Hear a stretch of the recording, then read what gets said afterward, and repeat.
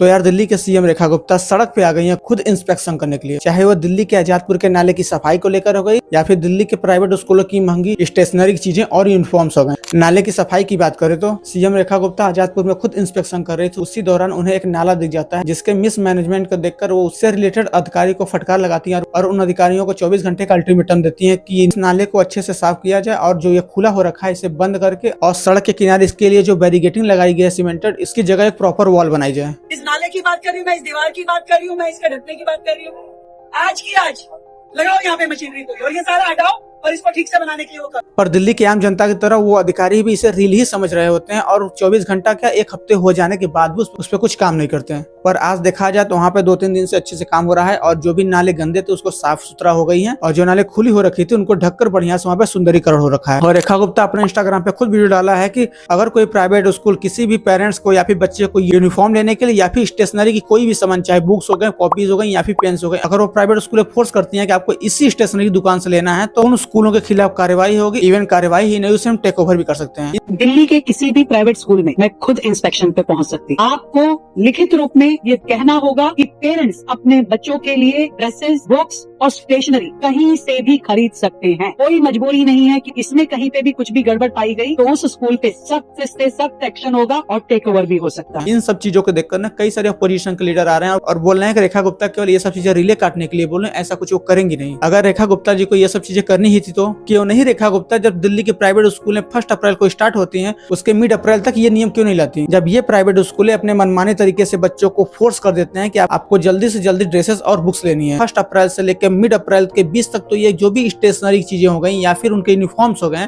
वो सब कुछ तो ये ले लेते हैं। पर ये नियम अब लाके किनको फायदा होने वाला है? इसलिए हम सभी दिल्ली के सीएम रेखा गुप्ता जी को सजेस्ट करते हैं कि अब तक तो बच्चे जो ले चुके हैं वो ले चुके हैं, लेकिन आज के समय में जो हर एक माँ बाप का कमर तोड़ देती है प्राइवेट स्कूलों की महंगी फीसें, इनको कम करने का काम किया जाए। और मेरा मानना है कि भारत के किसी भी स्कूल के लिए हर एक क्लास के लिए एक सर्टेन अमाउंट फिक्स कर देना चाहिए कि भारत के कोई भी स्कूल हो गए इन क्लास वालों से इससे ज्यादा वो फीस नहीं वसूल सकते। नहीं तो अगर प्राइवेट स्कूलों की मनमानी ऐसे ही चलती रह गई ना तो आज माही जैसे 9 साल की बच्ची केवल शिक्षा के लिए भीख मांग रही है, जो कि हर एक नागरिक का जन्मसिद्ध अधिकार होता है। तो फिर वह दिन दूर नहीं है जब हमारे और आपके बच्चों को शिक्षा जैसे बेसिक चीजों के लिए किसी के सामने हाथ फैलाना पड़े। और इस 9 साल की बच्ची जिसके खेलने कूदने और पढ़ाई करने की उम्र है और वह आज गरीब और अमीर के बीच में बने इस बड़े खाई में फंस कर रह गई है। और पीएम सर आपसे एक बात कहेंगे, इस मासूम बच्ची की एक बार बात सुनिए। माननीय डीएम साहब, मेरा आपसे हाथ जोड़कर अनुरोध है कि प्राइवेट स्कूलों की किताबों का प्राइस बहुत ज्यादा है, उसे कम करवा दीजिए। हर किसी के माँ बाप अमीर नहीं होते। तो फिर आप ही बताइए कि हम 2047 में कैसे विकसित भारत की कल्पना करें।